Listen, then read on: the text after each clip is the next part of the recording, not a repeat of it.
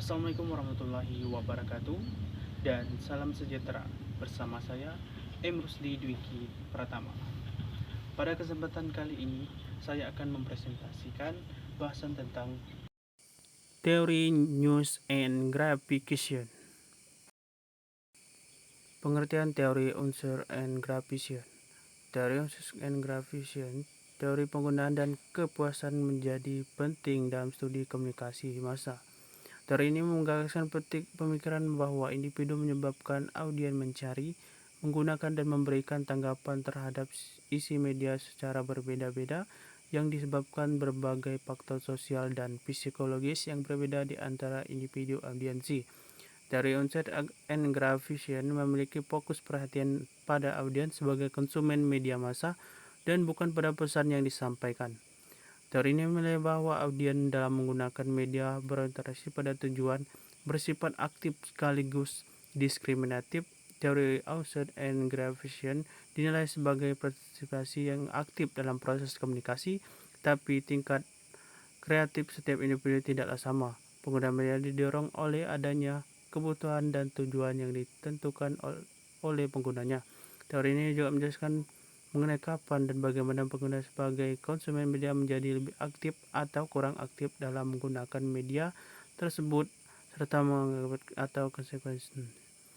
Dasar teori unsur and graphication. Satu kali aktif dan penggunaan medianya berisi pada tujuannya. Asas ini mengatakan bahwa khalayak dapat memiliki tingkat aktivitas berbeda dalam penggunaan medianya. Begitu pula dengan usaha menyelesaikan tujuan melalui media. Mencuri mendidik dan kawan-kawannya, ada 4 cara untuk mengelompokkan kebutuhan dan kepuasan khalayak sebagai berikut. 1. Penggalian. Ada kategori kepuasan yang berasal dari pengguna media berupa pelarian dan rutinitas serta permasalahan. Kedua, hubungan personal adalah kategori kepuasan yang berasal dari penggunaan media. Ketiga, identitas persoalan dan kategori kepuasan yang berasal dari pengguna media. Keempat, pengawasan adalah kategori kepuasan berasal dari pengguna media berupa pengumuman informasi yang dibutuhkan. Yang kedua, insentif dalam menghubungkan kepuasan kebutuhan pada pilihan media tertentu terhadap pada anggota khalayak. Menurut Katz, Blount, dan Gretzky, kepuasan tentu kebutuhan berkaitan dengan aturan sebuah media. Pilihan media berada antara khalayak, artinya pengguna media bebas menentukan memilih media untuk menentukan kebutuhannya. Sebagai contoh, jika seorang ingin menonton hiburan, maka ia akan memilih tayangan berupa. Baiklah, kita akan melanjutkan ke slide berikutnya. 3. Media berkompetisi dengan sumber lain untuk kepuasan kebutuhan. Asumsi ini menekankan bahwa dan khalayak tidak berada dalam kecolongan atau kepuasan. Mereka menjadi bagian dari masyarakat luas dan hubungan antara keduanya sama-sama dipengaruhi oleh masyarakat. Yang keempat, orang memiliki cukup kesadaran diri akan penggunaan media. Mereka minat serta motif setiap dapat memberikan gambaran yang akurat mengenai kegunaan tersebut kepada para peneliti. Asumsi ini menjelaskan mengenai khalayak memiliki kesadaran diri dalam menggunakan media. Yang kelima, penilaian mengenai nilai isi media hanya dapat dilakukan oleh khalayak. Asumsi ini menjelaskan bahwa khalayak mau masyarakat yang mampu memutuskan penggunaan media untuk mewujudkan tujuan serta menilai isi muatan media. Sebagai contoh, seorang membaca dan karena hanya itu. Lalu konsep media massa.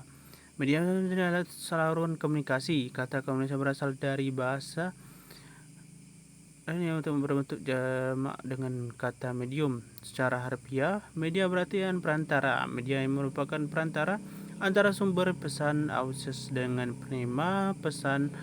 Records menurut Healthcare, media merupakan alat atau sarana untuk digunakan untuk menyampaikan pesan dari komunikator kepada khalayak. Sedangkan pengertian media sendiri alat digunakan dalam penyampaian pesan dan sumber kepada khalayak dengan menggunakan alat komunikasi seperti surat kabar, film, radio, dan televisi. 1. Bersifat melembaga, artinya pihak yang mengelola media terdiri dari banyak orang, yakni mulai dari pengumpulan, pengolahan, sampai pada penyajian informasi. Dua, bersifat satu arah, artinya komunikasi dialogkan kurang mungkin terjadi dialog antara pengirim dan penerima.